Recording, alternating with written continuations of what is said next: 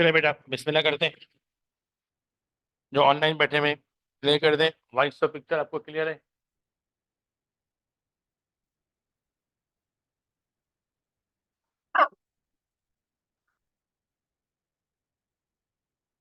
ठीक है भाईजान। लास्ट क्लास के अंदर हम लोगों ने सिलेबस को डिटेल में समझ लिया था और थोड़ा सा अंदाजा आपको भी हो गया था कि मेजर पोर्शन सिलेबस का मेरे पास ही है। ठीक है, काफ़ी ज़्यादा मुलाकातें रहेंगी, लेकिन अभी क्योंकि एक नया सब्जेक्ट है और आपको अभी इस बारे में ज़्यादा पता नहीं है, तो हम पहले 1.5-2 घंटे लगाएंगे बेसिक कॉन्सेप्ट को समझने में। और बेसिक कॉन्सेप्ट से बात करते करते मैं आपको लेकर आ जाऊंगा अपने पहले चैप्टर पे, जिसका नाम है इन्वेंट्री मैनेजमेंट। ठीक है सर, तो भाईजान बिस्मिल्लाह कर रहे हैं, इस उम्मीद के साथ कि कॉस्टिंग आपकी समझ में आ जाए और इसी अटेम्प्ट में क्लियर भी हो जाए। आमीन सर। ठीक है,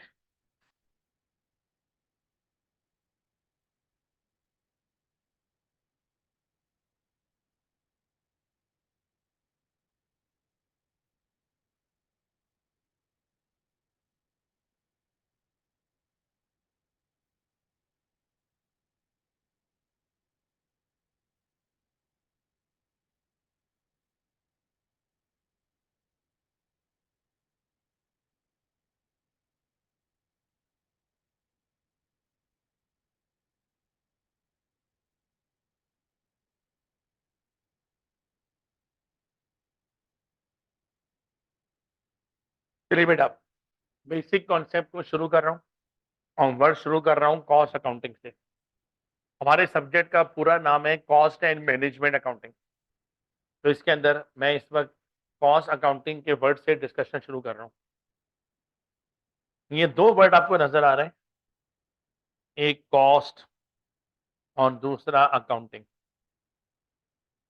तो बेसिकली हम लोग यहाँ पे जो जमा हुए हैं, वो कॉस्ट की अकाउंटिंग पढ़ने के लिए जमा हुए हैं। कॉस्ट की अकाउंटिंग पढ़नी है।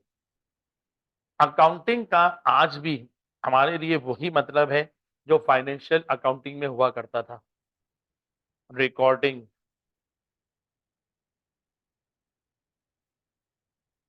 समराइजिंग एंड तीसरा वर्ड क्या था? क्लासिफिकेशन।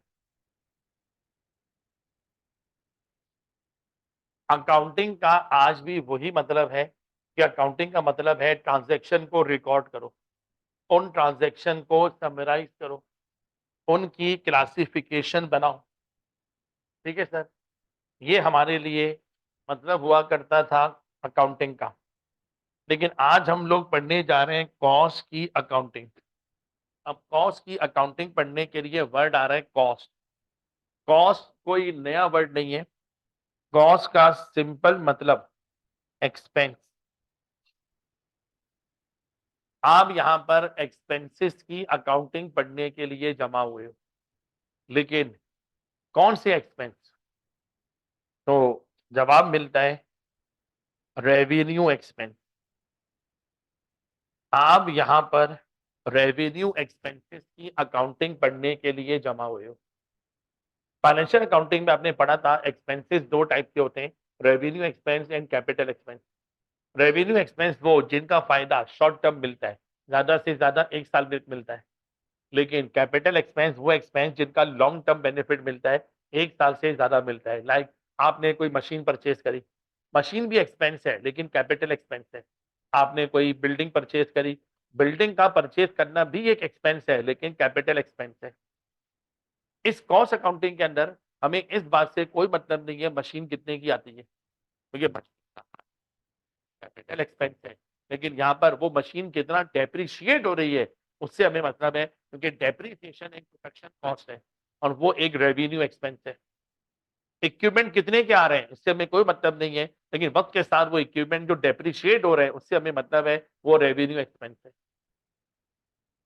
अंगे बेटा यहाँ पे कॉस्ट की अकाउंटिंग पढ़नी है तो सबसे पहले आप लोगों को फिर एक चीज समझनी पड़ेगी जिसको हम कहते हैं classification of cost.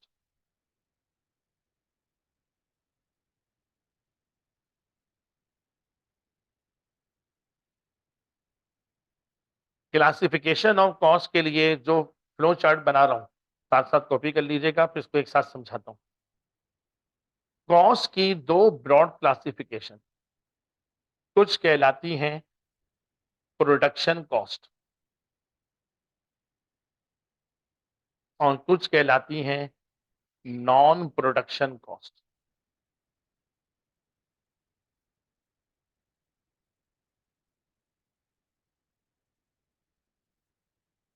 Production cost की फर्दर तीन क्लासिफिकेशंस हैं।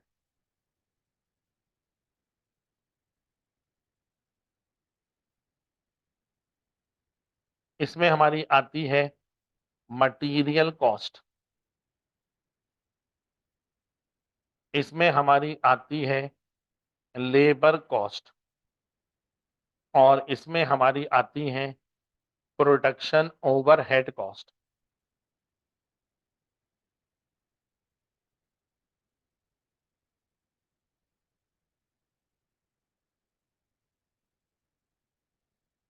नॉन प्रोडक्शन कॉस्ट के अंदर भी तीन क्लासिफिकेशन बन सकती हैं।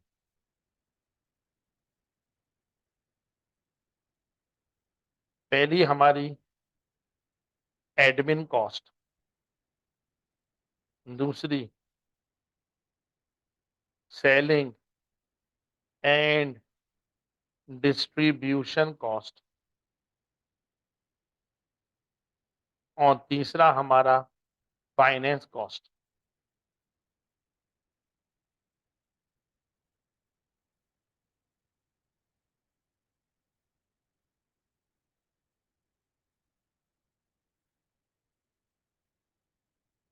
मटेरियल और लेबर की फर्दर दो दो क्लासिफिकेशन बन सकती हैं,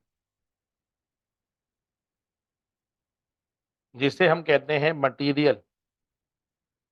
इसमें डायरेक्ट मटेरियल की कॉस्ट भी आती है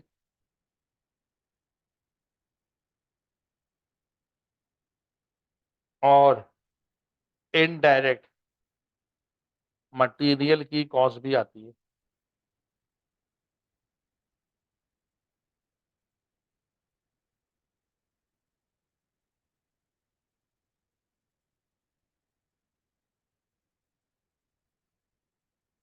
जिसे हम कह रहे हैं लेबर। इसमें डायरेक्ट लेबर की कॉस्ट भी आती है, इनडायरेक्ट लेबर की कॉस्ट भी आती है।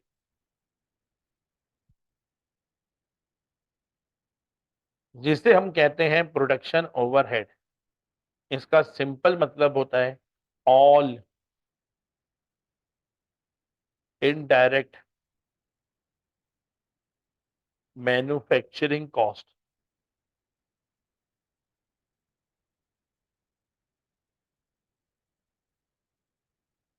All indirect manufacturing cost.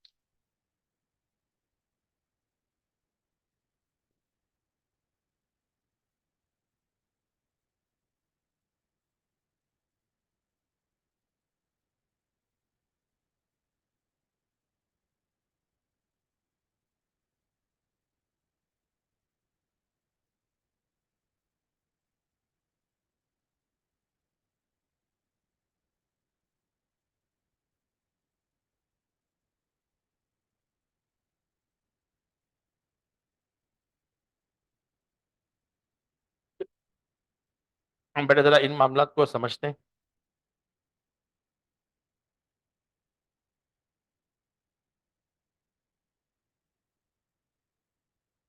पहले आ रहा है प्रोडक्शन कॉस्ट। प्रोडक्शन कॉस्ट कहते हैं उस कॉस्ट का जिसका प्रोडक्शन से कोई ताल्लुक हो, जिसका मैन्युफैक्चरिंग से कोई ताल्लुक हो। और नॉन प्रोडक्शन कॉस्ट वो जिसका प्रोडक्शन से कोई ताल्लुक ना हो। ठीक है। प्रोडक्शन करवाने के नॉर्मली तीन कॉस्ट इनकट करती है। पहली कॉस्ट मटेरियल की कॉस्ट, दूसरी लेबर की कॉस्ट और तीसरी प्रोडक्शन ओवरहेड। आपकी कोई भी प्रोडक्ट मटेरियल के बगैर नहीं बन सकती। अगर आपकी मैन्युफैक्चरिंग कंपनी है, आप इन्वेंट्री बनाते हो, बनाने के लिए सबसे पहले आपको मटेरियल का खर्चा करना पड़ेगा। फॉर एग्जांपल अगर आप गारमेंट बनाकर बेचते हो तो आपको फैब्रिक चाहिए, बटन चाहिए।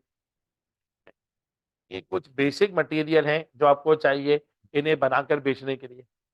अगर आप फर्नीचर मैन्युफैक्चर करके सेल कर रहा हो तो आपको वुड चाहिए, फॉर्मिका चाहिए, ग्लू चाहिए, नेल चाहिए, पॉलिश चाहिए। ये कुछ बेसिक मटेरियल हैं जो फर्नीचर बनाने में इस्तेमाल हो रहे हैं। अगर आप शुगर बनाकर बेच रहे हो तो आपको शुगर केन चाहिए। ये आपकी मटेरियल की कॉस्ट है और कोई मटेरियल फ्री में नहीं आता। मटेरियल जब परचेज करते हैं कोई ना कोई कॉस्ट हमारी लग जाती है, वो कहलाती है मटेरियल की कॉस्ट। सिर्फ मटेरियल के लाने से प्रोडक्शन नहीं हो पाएगी, फिर आपको लेबर से काम करवाना पड़ता है। जब लेबर से काम करवाएंगे तो लेबर की कॉस्ट लगेगी। फॉर एग्जाम्पल कपड़ा खरीद लिया, अब कपड़े को शर्ट में कन्वर्ट करना है। अब कपड़ा रखे रखे तो शर्ट नहीं बनेगा ना, लेबर चाहिए होगी। वो लेबर चाहिए जो कपड़े की कटिंग जानती हो, वो लेबर चाहिए जो कपड़े को स्टिच करना जानती हो। वुड खरीद लिया, अब वुड रखे रखे तो फर्नीचर नहीं बनेगा ना, इसके लिए क्या करना पड़ेगा? सर हमारे पास कारपेंटर चाहिए, वो लकड़ी को कट करके दें। पॉलिश वाली लेबर चाहिए, फर्नीचर को पॉलिश करके दें। लेबर जब भी काम करती है, काम करने की क्या लेती है? पैसे लेती है। ठीक है सर। फिर हमारा तीसरा खर्चा, उसका नाम प्रोडक्शन ओवरहेड। इसे फैक्ट्री ओवरहेड भी कहा जाता है और इसका कॉन्सेप्ट होता है ऑल इनडायरेक्ट मैन्युफैक्चरिंग कॉस्ट। किसी भी चीज को बनाने के जितने भी इनडायरेक्ट मैन्युफैक्चरिंग कॉस्ट लग रही होती हैं, वो सब की सब हमारे पास कहलाती हैं प्रोडक्शन ओवरहेड। अब प्रोडक्शन ओवरहेड की एक खर्चे का नाम नहीं है, पीआरसी में भी सिखाया था। प्रोडक्शन ओवरहेड एक ब्रॉड फैमिली है और इसके अंदर बहुत सारे एक्सपेंसेस को शामिल किया जा सकता है। फॉर एग्जाम्पल अगर मैं कहता हूं हम लोग ये मार्कर बनाकर बेचते हैं और जानना चाहते हैं मार्कर कितने का बना, तो इस मार्कर को बनाने के लिए इलेक्ट्रिसिटी भी इस्तेमाल हुई है। इलेक्ट्रिसिटी डायरेक्ट नहीं लगी है, इनडायरेक्ट लगी है। यही बिजली हम लोगों ने मशीनों को दी, मशीनें चली तो ये मार्कर बन बन के निकले। तो सर मार्कर बनाने में कितनी इलेक्ट्रिसिटी लग गई उसको भी शामिल करना पड़ेगा। मार्कर मशीनों पे बन रहा है, मशीनें वक्त के साथ डेप्रिशिएट हो रही हैं। डेप्रिसिएशन होने से मार्कर बन बन के निकल रहे हैं। तो जब मालूम करूंगा मार्कर भाई तुम कितने के बनते हो, तो उसके अंदर मैं मशीनों के डेप्रिसिएशन को भी शामिल करूंगा। मान लो फैक्ट्री हमारी रेंट पर है, लाखों रुपए का रेंट पे कर रहे हैं इन्वेंट्री बनाने के लिए, तो जब मालूम करूंगा ये मार्कर कितने का बनता है, तो उसके अंदर मैं फैक्ट्री के रेंट को भी शामिल करूंगा। लेकिन ऐसे नहीं लग रहा फैक्ट्री का रेंट मार्कर पे डायरेक्ट लग रहा हो, नहीं। रेंट बिल्डिंग का दे रहे हैं लेकिन बिल्डिंग में क्या हो रही है? प्रोडक्शन। तो इसको प्रोडक्शन कॉस्ट बनाना पड़ेगा। अब प्रोडक्शन ओवरहेड के बहुत सारे एग्जाम्पल हमारे पास बन सकते हैं। कुछ कॉमन एग्जाम्पल डिक्टेट कर रहा हूं, लिखिएगा अपने पास। Examples of production overheads. Examples of production overhead.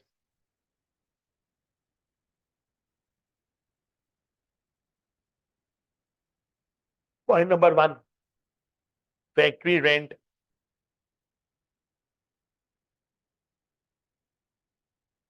Second, appreciation.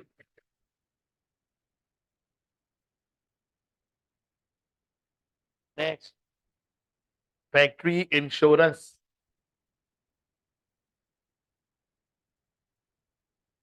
Next, factory repair and maintenance.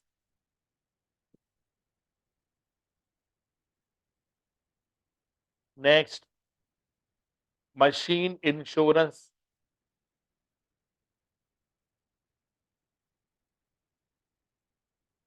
Next, machine repair and maintenance.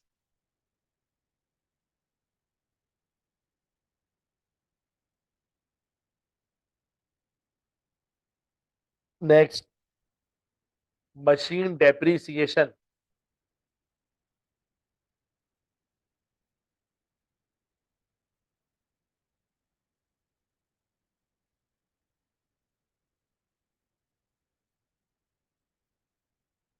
Next, machine rent.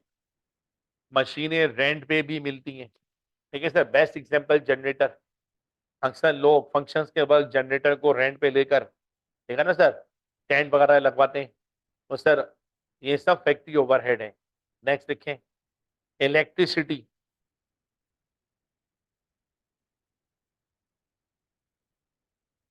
Next, gas. ये गैस भी प्रोडक्शन के कामों में इस्तेमाल होती है। अब इसमें दो नाम और लिखवाने, लेकिन वो लिखवाने के लिए चंद बातें पहले और करनी पड़ेगी।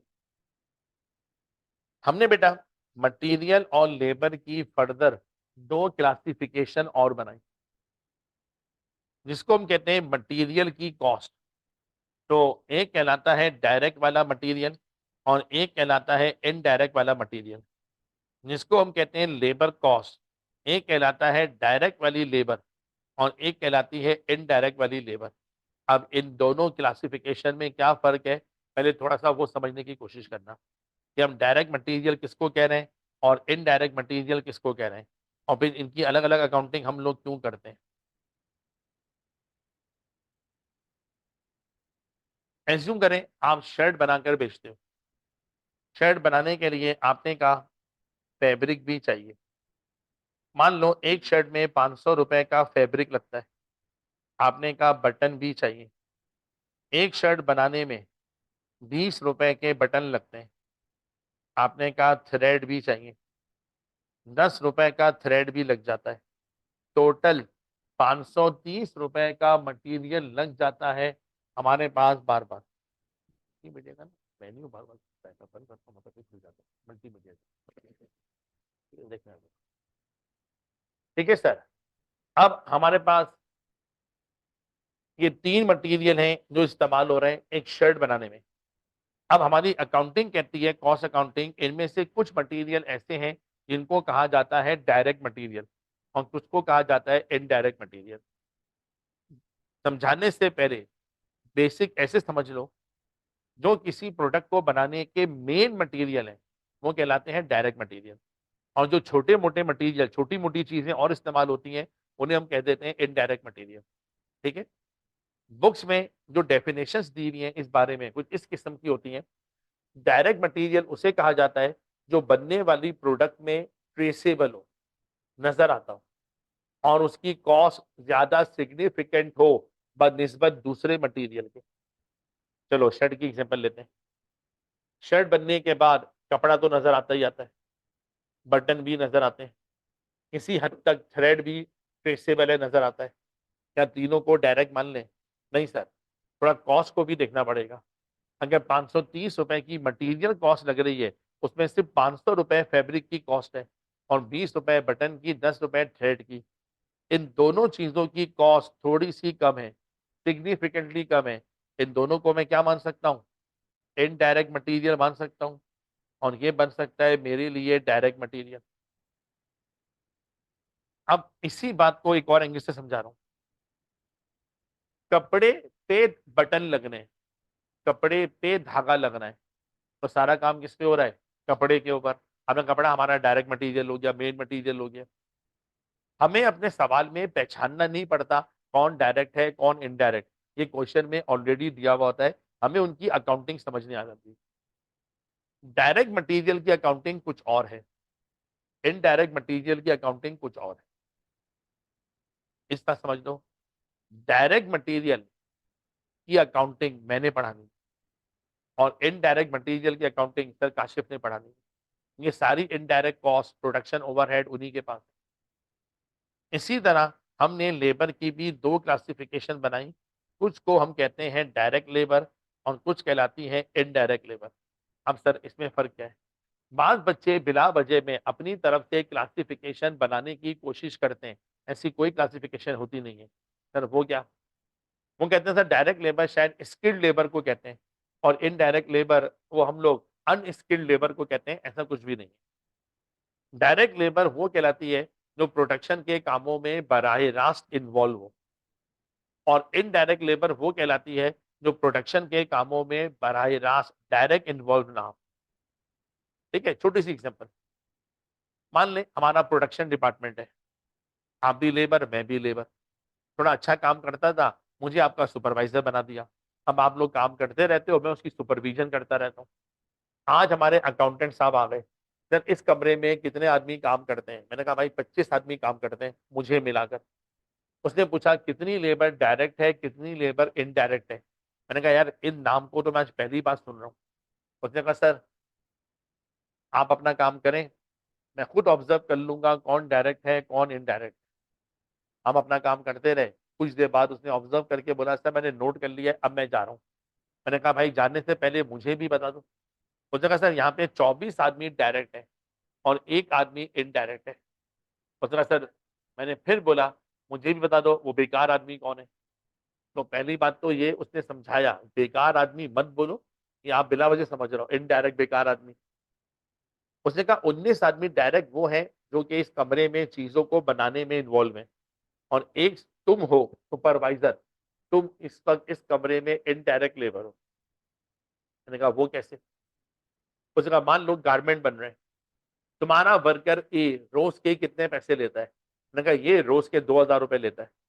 कितनी शर्ट नॉर्मली बना लेता है? मैंने कहा ये 4 शर्ट नॉर्मली बना लेता है। उसने कहा 2,000 रुपए लेके 4 शर्ट बनाता है। जब मैं मालूम करूंगा एक शर्ट में लेबर कितने की लगती है, तो मैं 2,000 को 4 से डिवाइड कर दूंगा कि हर शर्ट में लेबर की कॉस्ट 500 रुपए की लग रही है। अब ये बताओ तुम कितने पैसे लेते हो? मैंने कहा मैं तो सुपरवाइजर हूँ, मैं ज्यादा पैसे लेता हूँ, मैं एक दिन के 3,000 रुपए लेता हूँ।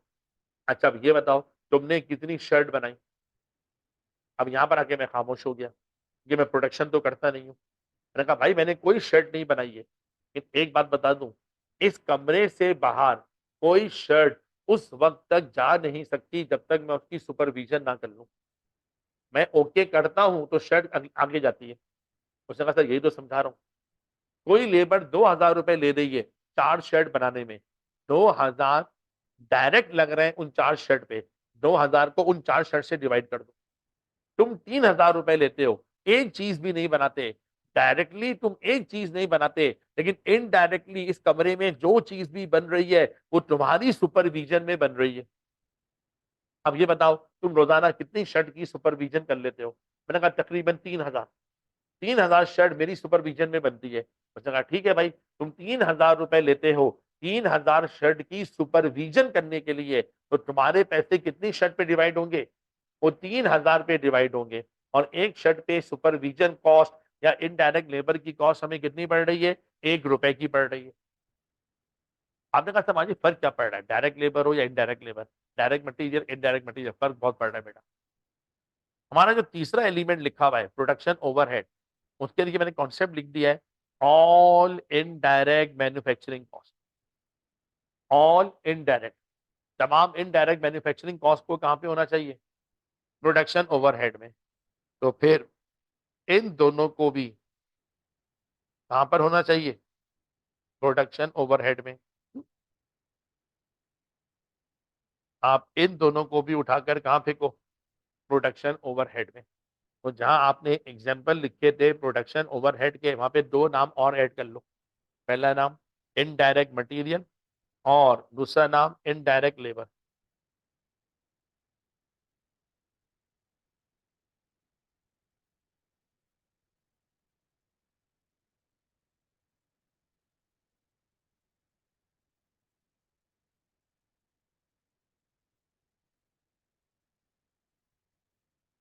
चलिए सर जी, अब अगर ये दोनों वहां चले गए, अब उसके बाद बचा क्या? जिसको आप कहते हो प्रोडक्शन कॉस्ट। प्रोडक्शन कॉस्ट अब 3 रह गई, डायरेक्ट मटेरियल की कॉस्ट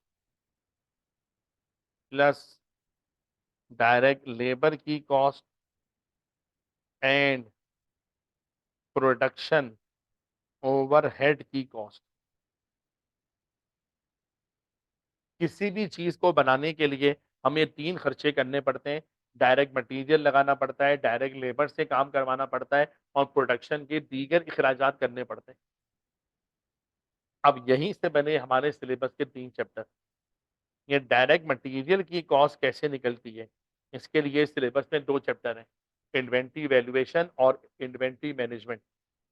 डायरेक्ट लेबर की कॉस्ट कैसे निकलती है, इसके लिए लेबर कॉस्टिंग का चैप्टर पूरा हमारे पास है। प्रोडक्शन ओवरहेड की कॉस्ट कैसे निकलती है, इसके लिए एक अलग से चैप्टर पढ़ा हुआ है प्रोडक्शन ओवरहेड के नाम से। तो अभी यहाँ पर खाली आप इनके नाम सुन रहे हो, इनकी एक्चुअल कॉस्ट कैसे निकलती है, इनकी प्लानिंग कैसे की जाती है, ये सब कुछ अभी आप सीखोगे। इसके बाद बेटा जब हम टेबल में दोबारा आते हैं तो हमारे पास क्लासिफिकेशन ऑफ कॉस्ट के अंदर कुछ नॉन प्रोडक्शन कॉस्ट भी थी। ये वो कॉस्ट है जिनका प्रोडक्शन से डायरेक्ट ताल्लुक नहीं है। ठीक है सर, ये प्रोडक्शन के अलावा है। जैसे पहला आ रहा है एडमिन की कॉस्ट, जिसे आप एडमिनिस्ट्रेटिव कॉस्ट कहते हो। दूसरा आ रहा है सेलिंग और डिस्ट्रीब्यूशन कॉस्ट। जब आपकी प्रोडक्शन हो जाती है, इन्वेंट्री को आगे सेल करना पड़ता है, डिस्ट्रीब्यूट करना पड़ता है, तो सेलिंग और डिस्ट्रीब्यूशन में भी हमारी क्या लग जाती है, कॉस्ट लग जाती है। फॉर एग्जाम्पल पेप्सी वाले कोल्ड ड्रिंक बेचने के लिए कितनी मार्केटिंग करते हैं, जगह जगह बोर्ड लगे हुए। ठीक है सर, कॉस्ट। इसी तरह से वो लोग कोल्ड ड्रिंक को दुकानों तक पहुंचाने के लिए अपने ट्रक चलाते हैं, उसकी ट्रांसपोर्टेशन कॉस्ट बेयर कर रहे हैं, ये भी उनकी सेलिंग और डिस्ट्रीब्यूशन की कॉस्ट हो गई। और तीसरा आ रहा है फाइनेंस कॉस्ट। फाइनेंस कॉस्ट आप समझते ही होंगे किसको कहते हैं, इंटरेस्ट को। इंटरेस्ट एक्सपेंस, ये हमारे लिए फाइनेंस कॉस्ट कहलाता है। हमें अपनी कॉस्टिंग में ज्यादा काम जो करना है वो करना है प्रोडक्शन कॉस्ट के ऊपर।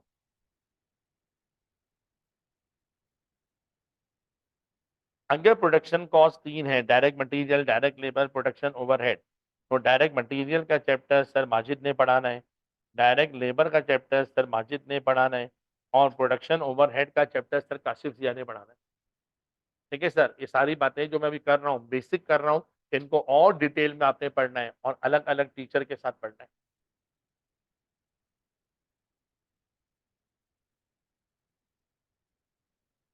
फिर बेटा पीआरसी से एक बात मैं आपको और समझाता हुआ ला रहा हूँ। मैन्युफैक्चरिंग कंपनीज के पास जो इन्वेंट्री होती है वो तीन शक्लों में होती है।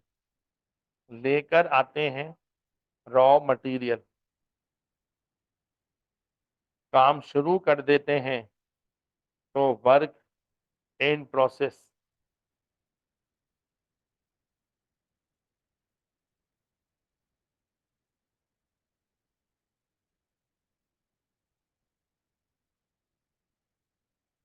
और जब काम कंप्लीट हो जाता है वो चीजें फिनिश गुड्स की शक्ल इख्तियार कर लेती है।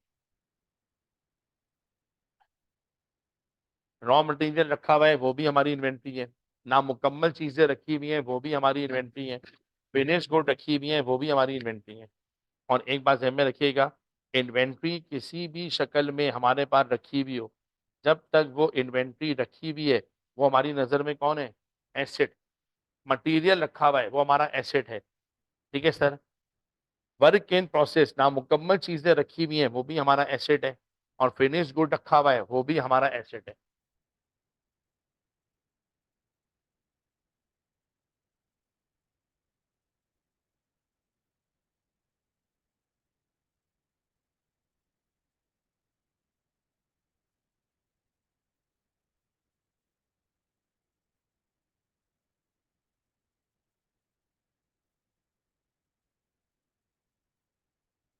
ओके बेटा, कॉस्ट बिहेवियर। अब हमारे पास कॉस्ट का बिहेवियर अभी इसमें आ रहा है। अब ये कॉस्ट बिहेवियर क्या है बेटा, इस वक्त हम बात करेंगे फिक्स कॉस्ट की, वेरिएबल कॉस्ट की, सेमी वेरिएबल कॉस्ट की।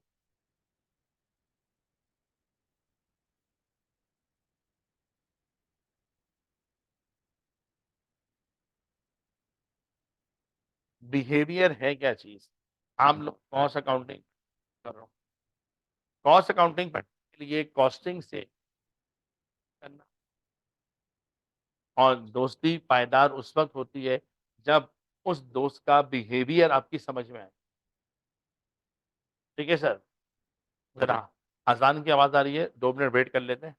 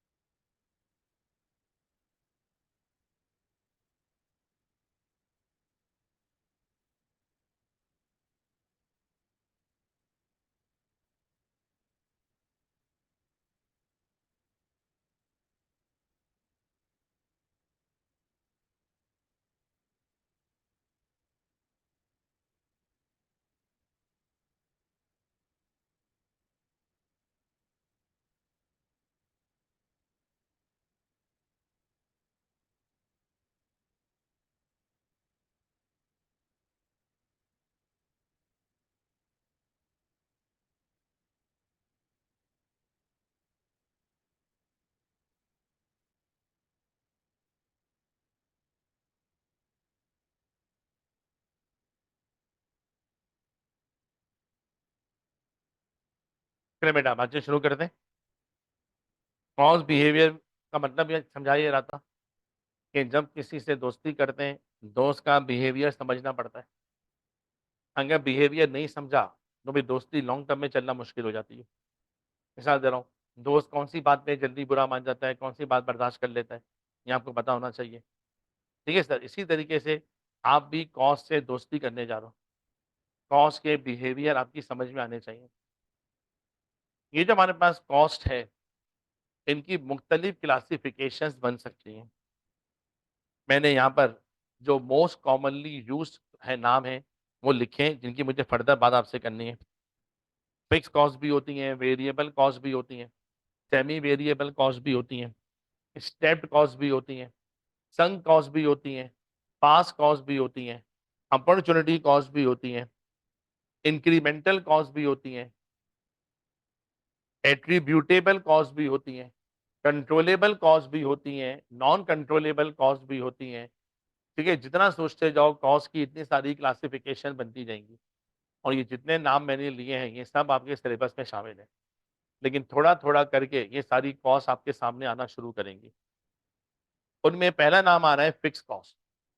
फिक्स कॉस्ट एक ऐसी कॉस्ट को कहा जाता है, जो कि प्रोडक्शन पे डिपेंड ना करे। आपकी प्रोडक्शन कम हो या प्रोडक्शन ज़्यादा हो, कॉस्ट आपकी वही की वही रहे। वो कहलाती है आपकी फिक्स कॉस्ट। समझाने के लिए मुनासिब सा एग्ज़ाम्पल वो बन सकता है फैक्ट्री का रेंट।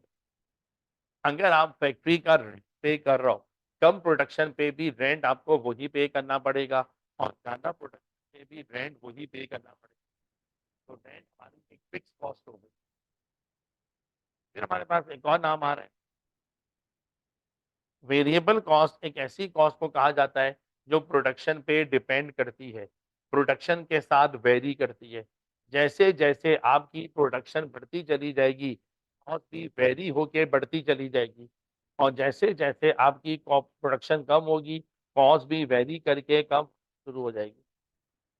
फॉर एग्ज़ाम्पल एक शर्ट बनाने में ₹100 का फैब्रिक लगता है। 1 शर्ट बनाऊँगा ₹100 का कपड़ा, 2 बनाऊँगा ₹200 का कपड़ा, 5 बनाऊँगा ₹500 का कपड़ा। तो हमारी इस वक़्त मटीरियल की कॉस्ट क्या हो गई? प्योर वेरिएबल कॉस्ट हो गई। यहाँ पर अभी बेसिक कॉन्सेप्ट की पहली क्लास है। मुझे बहुत ज़्यादा डिबेटेबल बात नहीं करनी चाहिए, लेकिन कॉन्सेप्ट यहीं पर बन जाए तो अच्छा है। जब आप कहते हो ना फिक्स कॉस्ट या वेरिएबल कॉस्ट, आप बेसिकली बात कर रहे होते हो किसी टाइम फ्रेम की, टाइम पीरियड की, कि इस टाइम पीरियड में कौन-कौन सी कॉस्ट फिक्स्ड है और इस टाइम पीरियड में कौन-कौन सी कॉस्ट वेरिएबल है। लॉन्ग रन में देखोगे, हर कॉस्ट वेरिएबल है, क्योंकि हर कॉस्ट ने कहीं न कहीं जाकर बदल जाना है। मैंने आपको अभी कहा था मुनासिब सा एग्ज़ाम्पल फिक्स कॉस्ट का फैक्ट्री का रेंट, कि मैंने अल्फाज एहतियात से इस्तेमाल किए थे। जब आप कोई चीज़ रेंट पे लेते हो, फैक्ट्री की जगह वगैरह, तो रेंट का एग्रीमेंट होता है। नॉर्मली एग्रीमेंट पाकिस्तान में 11 महीने या 1 साल का होता है और एग्रीमेंट में लिखा होता है 1 साल के बाद रेंट 5% बढ़ जाएगा, 10% बढ़ जाएगा। इसका मतलब है रेंट हमारी फिक्स कॉस्ट है, लेकिन अगले 1 साल तक। 1 साल के बाद रेंट फिर बढ़ जाएगा, लेकिन बढ़ने के बाद फिर क्या हो जाएगा? फिक्स्ड हो जाएगा अगले 1 साल तक।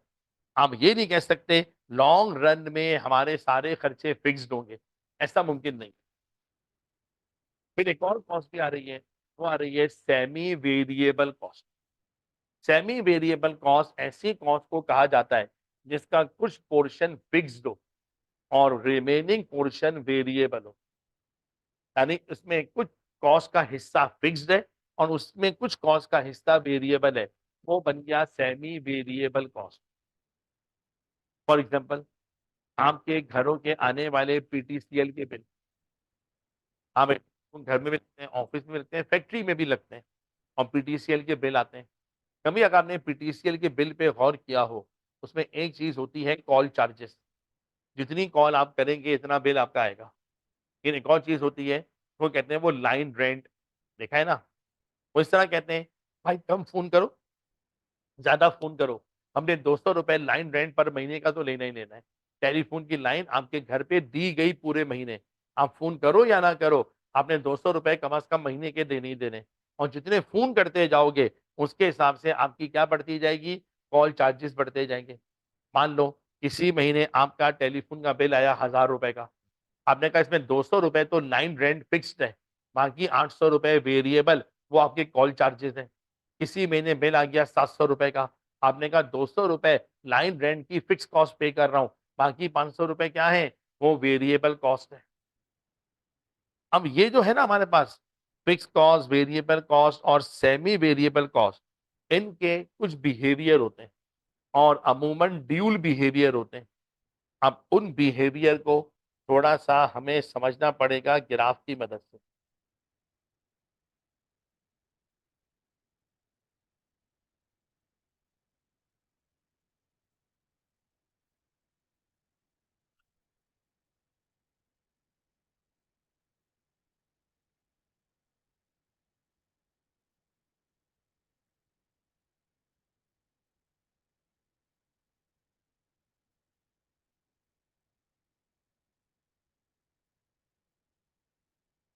हमारा बेटा पहला बिहेवियर जो हम समझने जा रहे हैं वो है फिक्स कॉस्ट इन टोटल के नाम से।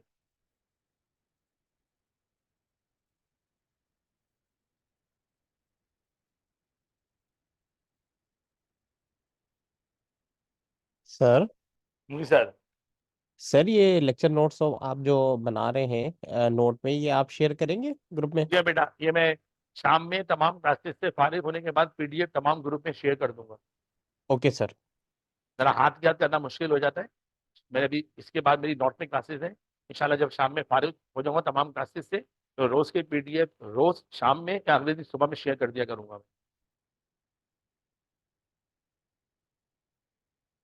चले भाईजान, हम जरा फिक्स कॉस्ट का बिहेवियर समझने के लिए जा रहे हैं और ये बिहेवियर ग्राफ की मदद से समझने जा रहे हैं। एक्स एक्सिस पर मैं रख रहा हूं प्रोडक्शन को और वाई एक्सिस पर मैं रख रहा हूं फैक्ट्री का रेंट।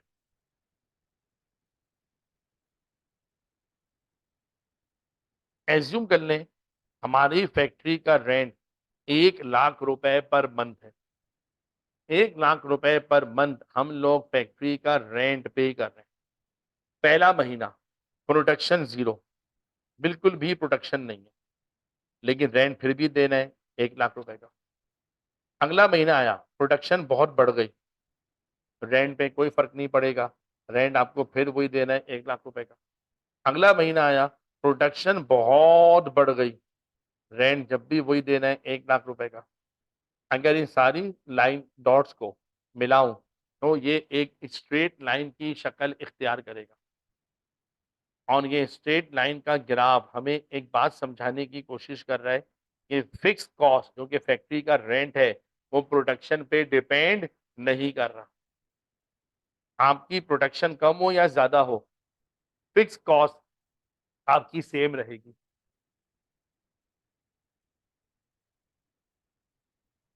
इसका मतलब निकला fix cost in total remains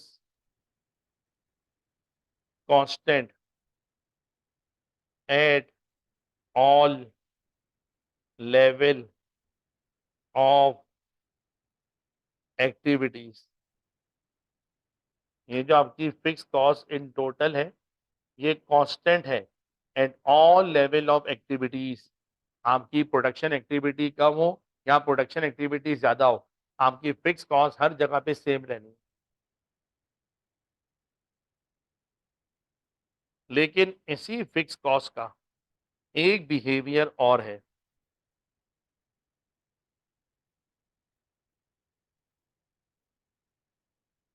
fix cost per unit. अब हम लोग इसी फिक्स कॉस्ट का पर यूनिट बिहेवियर देखने जा रहे हैं। पहला महीना रेंट हमारा है 1 लाख रुपए का, और पहले महीने 10,000 यूनिट हमने तैयार करे। हर यूनिट पर फिक्स कॉस्ट लग गई 10 रुपए पर यूनिट। दूसरा महीना आया, रेंट हमारा वही 1 लाख रुपए, प्रोडक्शन अल्हम्दुलिल्लाह बढ़ गई और 20,000 यूनिट हमने दूसरे महीने में बनाए। अब हमारी फिक्स कॉस्ट पर यूनिट गिरकर 5 रुपए पर यूनिट पर आ गई। तीसरा महीना 1 लाख रुपए का रेंट पे कर रहे हैं।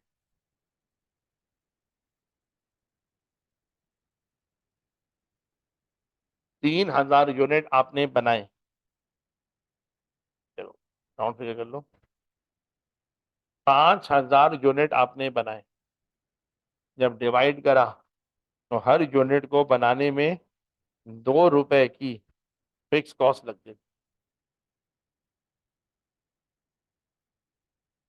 कितने बनाए? अच्छा 50,000 कर लेने। अब सही है, एज्यूम कर लें 50,000 बनाए, 2 रुपए पर यूनिट। अब जो समझने वाली बात है वो क्या है, जैसे जैसे प्रोडक्शन बढ़ रही है, 10,000, 20,000, 50,000, फिक्स कॉस्ट इन टोटल पे कोई फर्क नहीं पड़ रहा।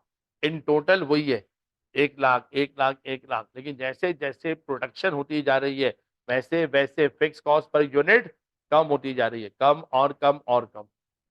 अब ऐसा क्यों हो रहा है वो आपको भी पता है, इकोनॉमिक्स आपने भी पढ़ी हुई है, एक चीज आपने सुनी भी है, इकोनॉमीज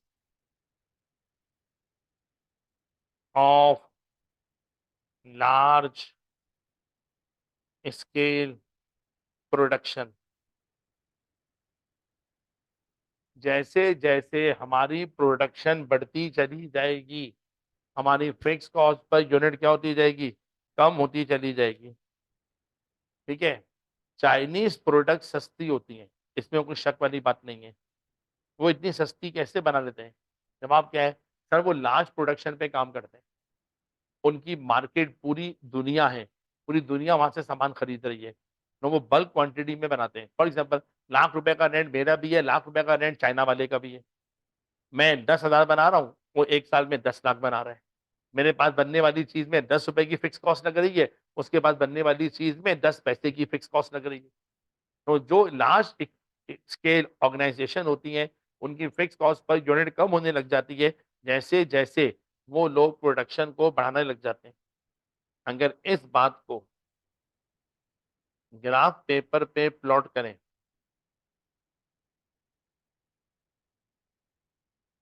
प्रोडक्शन और फिक्स कॉस्ट पर यूनिट को प्लॉट करें, तो ये ग्राफ कुछ इस किस्म का आपको नजर आएगा। जैसे जैसे प्रोडक्शन बढ़ती जा रही है, फिक्स कॉस्ट पर यूनिट क्या होती जा रही है, कम और कम और कम होती जा रही है।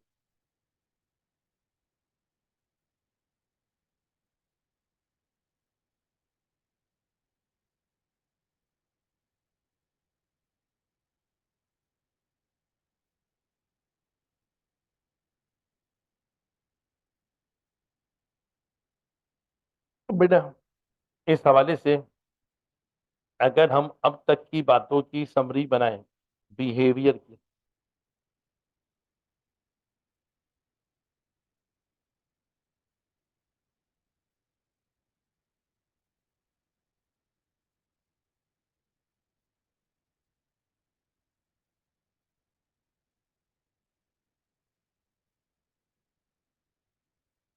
जिनको हम कह रहे हैं फिक्स कॉस्ट इन टोटल, वो वाकई में क्या है, फिक्स्ड है। लेकिन अगर पर यूनिट देखें तो वो कौन है, वेरिएबल।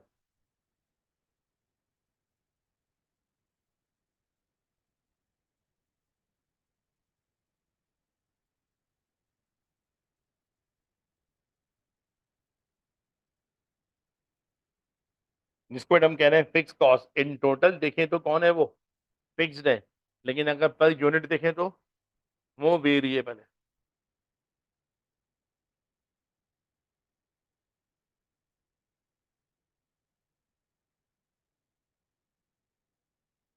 अब आ जाइए वेरिएबल कॉस्ट इन टोटल के ग्राफ पे, वेरिएबल कॉस्ट इन टोटल के बिहेवियर पे।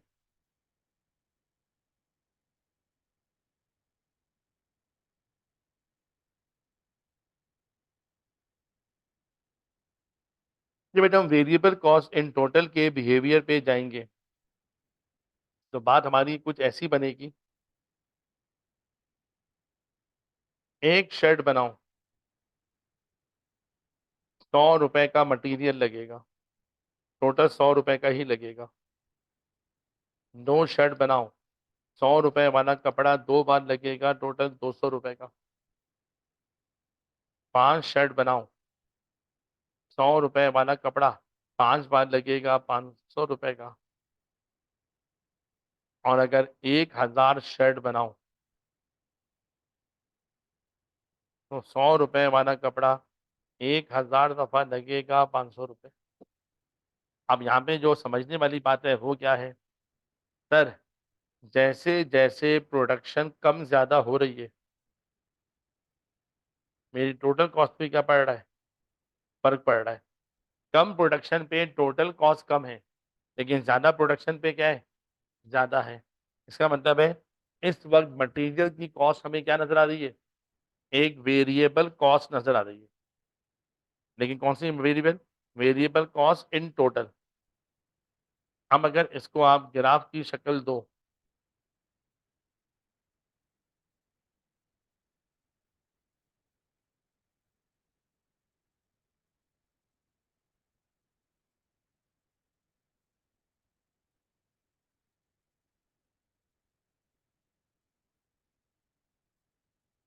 अगर मैं प्रोडक्शन और टोटल कॉस्ट के दरमियान ग्राफ बनाऊं, ये ग्राफ कुछ इस किस्म का होगा।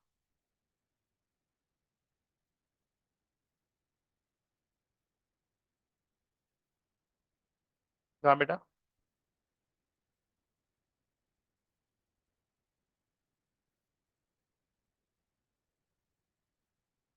कितने लिख दूं,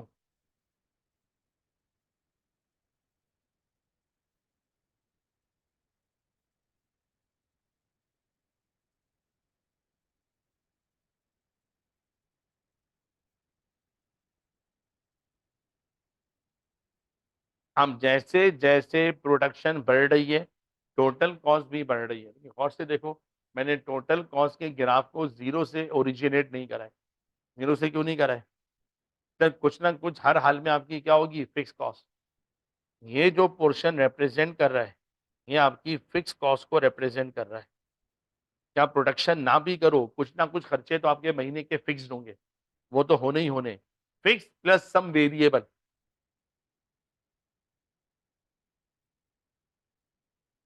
अब इसी वेरिएबल कॉस्ट का एक बिहेवियर और बन सकता है, और वो बन सकता है पर यूनिट।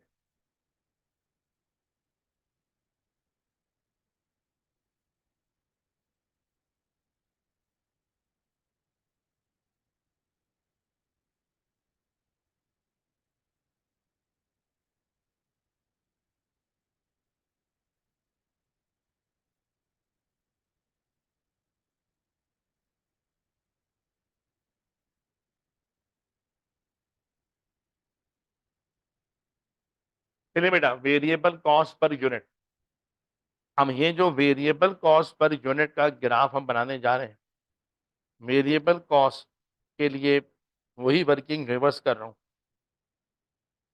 200 रुपए का कपड़ा लग गया जब हमने 2 यूनिट बनाए, हर यूनिट पे लगने वाला कपड़ा 100 रुपए पर यूनिट। 500 रुपए का मटेरियल लग गया जब हम लोगों ने 5 यूनिट बनाए, बनने वाले हर यूनिट पे 100 रुपए पर यूनिट। 1 लाख का कपड़ा लग गया जब हमने 100 यूनिट बनाए थे, 1000 यूनिट बनाए थे। जब 1 लाख को 1000 से डिवाइड करा, आंसर फिर आ गया 100 रुपए पर यूनिट। अब नजर क्या रहे, दो चीजें बनाऊं, वेरिएबल कॉस्ट 200 रुपए, ज्यादा बनाऊं ज्यादा कॉस्ट, और ज्यादा बनाऊं और ज्यादा कॉस्ट, कम बनाऊं कम कॉस्ट। ये जो वेरिएबल कॉस्ट पर यूनिट आपको नजर आ रहा है, ये पर यूनिट क्या नजर आ रहा है, कांस्टेंट नजर आ रहा है।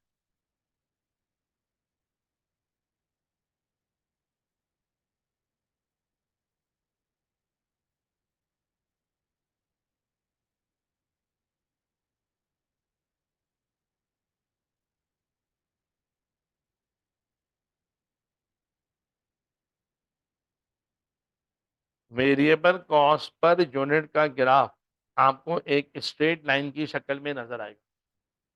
क्यों सर?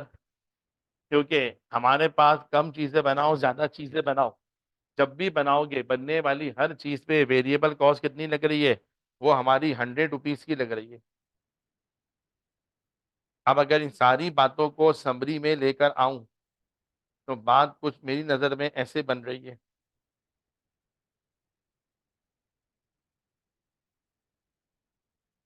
जिसको आप कह रहे हो फिक्स कॉस्ट, इन टोटल वो फिक्स्ड है लेकिन पर यूनिट वो वेरिएबल है। और जिसको आप कह रहे हो वेरिएबल कॉस्ट, इन टोटल वो वेरिएबल है लेकिन पर यूनिट क्या है, वो फिक्स्ड है। उल्टा बिहेवियर है, उल्टा। जो फिक्स्ड है इन टोटल वो फिक्स्ड है लेकिन पर यूनिट तो वो वेरी करती है। और जो वेरिएबल है इन टोटल वो वेरिएबल है, पर यूनिट कौन है, वो तो फिक्स्ड है। आपने कहा सर माजिद ये बिहेवियर जान के हम करेंगे क्या, ऐसा क्या हम तीर मान लेंगे यार? बेटा ये सारे बिहेवियर समझने के बाद इस पूरे सिलेबस में बस एक काम करते रहना। अच्छा सर, अब वो काम क्या है?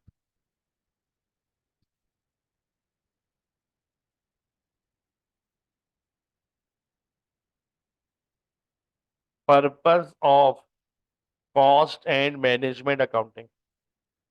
तो परसों भी रटवाया था, 3 वर्ड रट लो। पहला प्लानिंग, दूसरा कंट्रोलिंग, और तीसरा डिसीजन मेकिंग।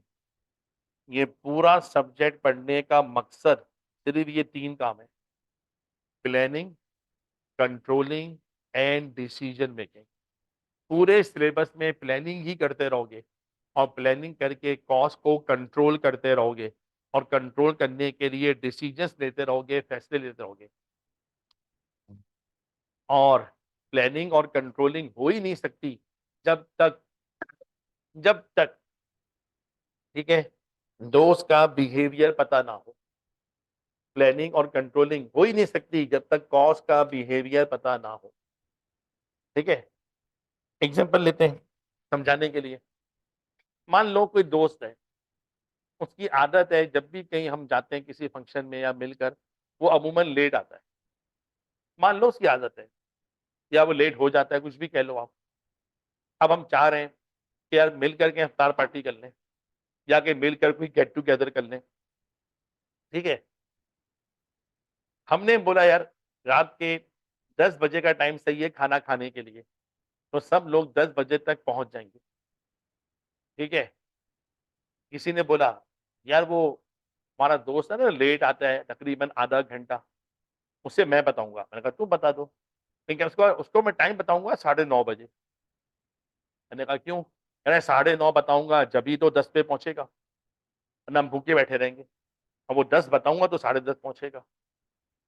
ये उसी तरह है जिस तरह किसी फंक्शन में जाना हो तो मिसिस को 1 घंटा पहले का टाइम बताना पड़ता है, ठीक है, वरना हम तैयार बैठे रहते हैं, उनकी तैयारी खत्म ही नहीं होती, क्या कर सकते हैं। ठीक है। तो बहरहाल बेटा, अब बिहेवियर समझ में आ गया ना, प्लानिंग करने में आसानी हो गई। इसी तरीके से जब तक वेरिएबल और फिक्स कॉस्ट के बिहेवियर नहीं समझोगे तुम उनकी प्लानिंग क्या कर लोगे। बेकार सी एग्जांपल ऐसी समझाने के लिए बना रहा हूं।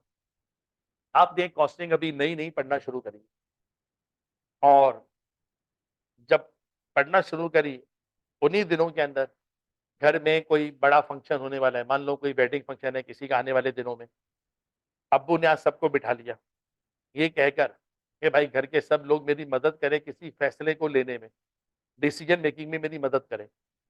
अब्बू ने कहा देखो भाई ऐसा है, मैं वेडिंग का फंक्शन घर में जिसका भी है एक अच्छे बैंक्वेट में करना चाह रहा हूँ, और बैंक्वेट का रेंट वो हमसे मांग रहे हैं 1 लाख रुपए, जो मैं समझता हूँ थोड़ा सा ज्यादा है, लेकिन वो कम करने पे तैयार नहीं है। अब मैं ये चाह रहा हूँ इसी तरह से उसी बैंक्वेट का रेंट थोड़ा सा कम हो जाए। मैं बैंक्वेट भी बदलना नहीं चाह रहा, कोई मेरी मदद कर सकता है इस सिलसिले में। मान लें आप बीच में बोल पड़े, ठीक है। पहले तो अब्बू ने पूछा बेटा आप बीच में क्यों बोल रहे हो, ये तो बड़ों की बातें। आपने कहा अब्बू मैंने भी कॉस्टिंग सीखी है, मैं भी बोले बगैर रह नहीं पाऊंगा। आपने बोलो भाई। आपने कहा अब्बू कितने मेहमान आप बुला रहे हैं? अब्बू ने कहा भाई मैं तकरीबन 200 मेहमान बुला रहा हूँ। आपने कहा अब्बू देखें ऐसा है, 1 लाख रुपए का रेंट आप पे कर रहे हैं 200 मेहमान को बुलाने के लिए। 1 लाख को 200 से डिवाइड करें, आंसर 1 लाख डिवाइडेड बाय 200, 500 रुपए एक मेहमान पे आपका रेंट लग रहा है। अब्बू ने कहा अच्छा। अब आपने मजीद पूछा अब्बू ये बताएं हॉल की कैपेसिटी कितनी है? आपने अब्बू ने कहा बेटा हॉल तो बहुत बड़ा है, उसमें 1000 लोगों की कैपेसिटी है, लेकिन वो ये कह रहा है तुम 1000 बुलाओ या 200 बुलाओ, मैं तो लाख रुपए रेंट चार्ज करूंगा। आपने कहा अब्बू मेरे कहने से आप मेहमान थोड़े बढ़ा दें, और मेहमान आप 200 के बजाय 1000 कर दें। अब्बू ने चलो मान लो मैं 1000 मेहमान ले भी आऊं किसी तरीके से, तो उससे क्या हो जाएगा, रेंट कैसे सस्ता हो जाएगा? आपने कहा अब्बू देखे ना, अभी आप लाख रुपए का रेंट दे रहे हैं 200 मेहमानों के लिए, अब लाख रुपए देंगे 1000 मेहमान के लिए, तो हर मेहमान पे रेंट क्या पड़ गया, 100 रुपए। मैंने आपके लिए हॉल सस्ता करवा दिया ना।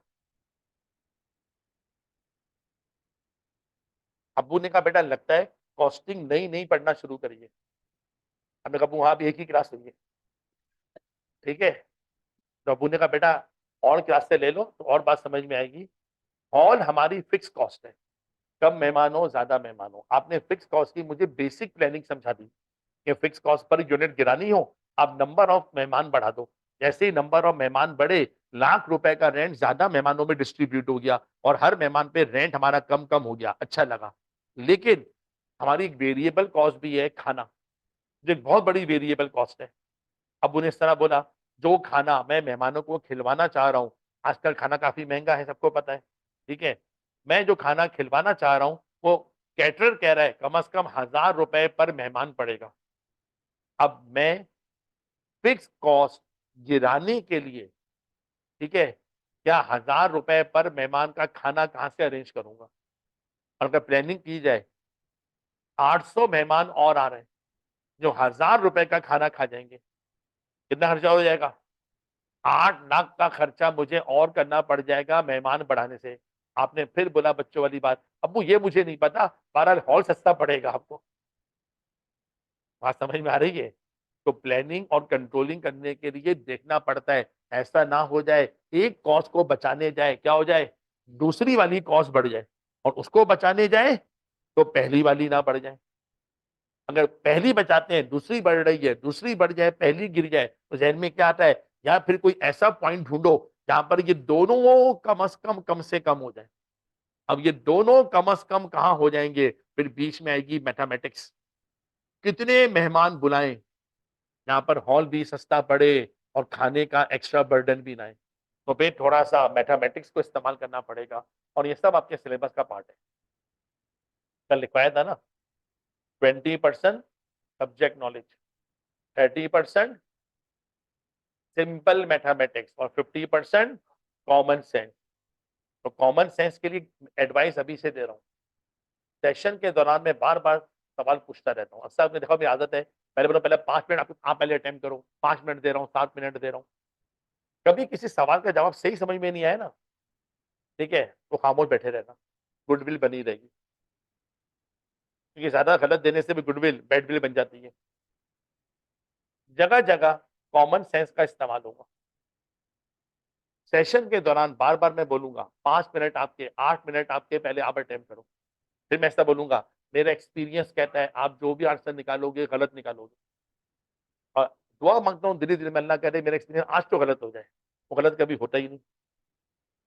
और जब मैं उसको सही करवाता हूँ, पता है गलती क्या निकलती है, आपने अपना कॉमन सेंस यूज नहीं करा सवाल को रीड करते हुए। कॉस्ट अकाउंटिंग में क्वेश्चन की रीडिंग ये भी एक बहुत बड़ा आर्ट है। डेटा वही होता है, कभी ऐसा घुमा देता है, कभी वैसा घुमा देता है, कभी ऐसा घुमा देता है। जैसे सवाल आता है प्रोसेस कॉस्टिंग का, कभी डेटा वर्टिकल कर देता है, कभी हॉरिजॉन्टल कर देता है, तो फिर उसके फॉर्मेट को समझकर फिगर को निकालने में काफी मुश्किलात पेश आ जाती है। तो बेटा प्लीज याद रखना फॉर्मूले को। सब्जेक्ट नॉलेज भी चाहिए जिसके लिए क्लासेस लेना बहुत जरूरी है। सिंपल मैथमेटिक्स जो आपके पास है उसे अप्लाई करना भी आना चाहिए, और ये सब करने के लिए कॉमन सेंस। अब कॉमन सेंस देखो होता सबके पास से, डेवलप कैसे होता है, छोटी सी एग्जांपल दे रहा हूँ। अब कमरे में बहुत सारे लोग बैठे हैं, ये कॉमन सेंस ऑब्जर्वेशन से डेवलप होता है। मिसाल दे रहा हूँ, मैं बहुत सी चीजों को ऑब्जर्व करता रहता हूँ। मिसाल दे रहा हूँ, आपकी ऑब्जर्वेशन हो, भी आप बैठे हुए मुझसे पढ़ भी रहे, लेकिन क्या है, दिमाग बहुत सी चीजें आंखें देख रही हैं। अच्छा अच्छा, अब मैं ऐसे ही सब पूछ लूं, कमरे में कितने एसी लगे हुए, कोई ऐसा होगा जो क्या बोलेगा, अब गिनेगा, कोई क्या बोलेगा, यार देखा मैं पहले से गिन के बैठा हुआ हूँ 4 एसी लगे हुए। भाई तूने कब गिना, बैठे बैठे। क्यों, मैं सर की बात सुन भी रहा था और अपने कॉमन सेंस को इस्तेमाल भी कर रहा था। तो ये कॉमन सेंस सिर्फ और सिर्फ ऑब्जर्वेशन से डेवलप होता है। ऑब्जर्वेशन डेवलप करो, जो कुछ नजरों से गुजर रहा है उसे मेमोराइज करने की कोशिश करो, उसे समझने की कोशिश करो, उससे बहुत से कॉमन सेंस डेवलप हो जाते हैं। मूवीज देखो यार, क्राइम वाली मूवीज देखो, ठीक है, ऐसी मूवी देखो आखिर तक समझ में नहीं आए मर्डर किसने करा है, यकीन करो अगर आपकी मूवी समझ में आ रही है, उसके खत्म होने के बाद आपका कॉमन सेंस बहुत अच्छा समझ में आएगा। ये कॉमन सेंस इसी तरीके से डेवलप होते हैं। बाकी जो बाय बर्थ होते हैं वो एक अलग कहानी है, कि जिनके पास बाय बर्थ अच्छा कॉमन सेंस नहीं है तो रहते हुए ऑब्जर्वेशन से उसको डेवलप कर सकते हैं। कल भी क्लास में चला आपके साथ, अभी बात खत्म नहीं हुई है। अभी बिहेवियर की बेस पे आपको सिखाना है एक मेथड जो आगे हमारे काम आएगा, उसका नाम है हाई एंड लो मेथड। क्या नाम है, हाई एंड लो मेथड, जिससे फिक्स और वेरिएबल कॉस्ट को ब्रेक करना सीखेंगे। अंदाजा लगाएंगे इस टोटल कॉस्ट में कितनी कॉस्ट फिक्स्ड है और कितनी कॉस्ट वेरिएबल है।